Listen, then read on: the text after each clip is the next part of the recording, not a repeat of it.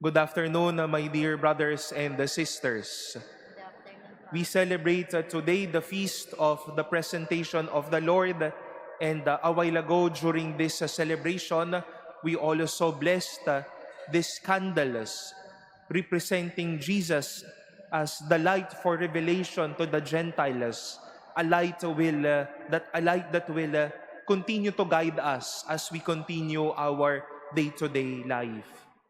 And whenever we would celebrate the presentation of the Lord, I invite you to see this celebration in two important aspects. On the first hand, Mary and Joseph fulfilled, as to what St. Luke recounted in today's Gospel, prescriptions about the law of the Lord. That those newly born be presented to the temple. These little ones, gifted with life, are to be presented to the Lord. Nagdala sila ng kalapati ng ilang mga iaalay nila sa templo bilang pagtupad sa utos ni Moises at ng batas ng Diyos. But my dear brothers and sisters, it is more than fulfilling what was prescribed. It was more than presenting Jesus in the temple where He truly belongs, the temple part of His heart and of His life. But if you will be seeing, we've heard a while ago how the story continued.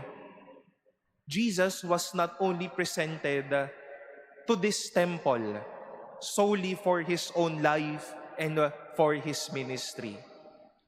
Jesus was also presented to Simeon and Anna. Simeon, who was waiting so much for the redemption of Israel, for Jesus Himself. Anna, spending the rest of his lives, the twilight of his life, praying, meditating the law and the words of God, until she also would come to meet Jesus, the one she longs for. Hindi lang inilahad at inalay ng mahal na ina at ni San Jose ang batang si Jesus sa bahay ng kanyang ama, kundi sa dalawang taong ito na umasa, nangarap, at patuloy nagsikap hintayin si Jesus. To all of us celebrating this Feast of the Candelaria, yes, it is important that we remember how Jesus was presented in the temple. But it is a double challenge and courage on our end to also present and give Jesus to the many Simeons and Anna of today.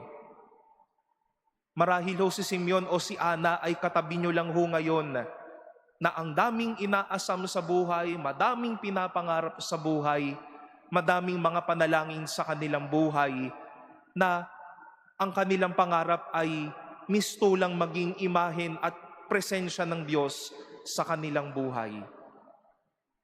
Madami po sa paligid natin ang mga Simeon at Anna na sa kabila ng pagiging busy sa kanilang daily grind in life, would not live their days not spending much time in front of God dahil muli may pangarap, may ninanais ang puso, may malalim na pinagdadaanan, kinakailangan ng Diyos sa buhay na ito.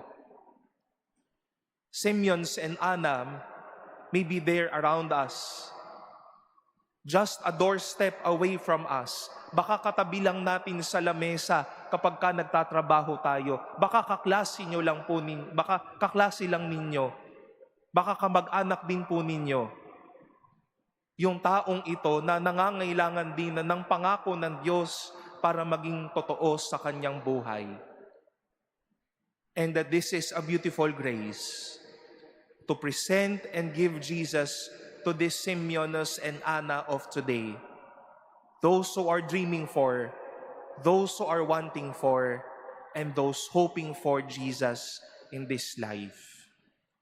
And just like Simeon and Anna, after we have given Jesus, after we have given to them this great gift of Christ in their lives, may they also say, "Now, Master, may you let your servant go in peace." Tinupad niyo po ang aking pangarap dahil may nagbigay at nagpresenta sa akin ng inyong muka. Kaya ko na pong humayo dahil tapat kayo sa akin, sa inyong utos, tapat kayo sa inyo pong ginawang pag-asa sa akin. Mary and Joseph did not only present Jesus in the temple to fulfill a sacred law, but he was presented to make love concrete, to be present to many Simeons and Anna of today, and to be an image and an assurance. God is faithful.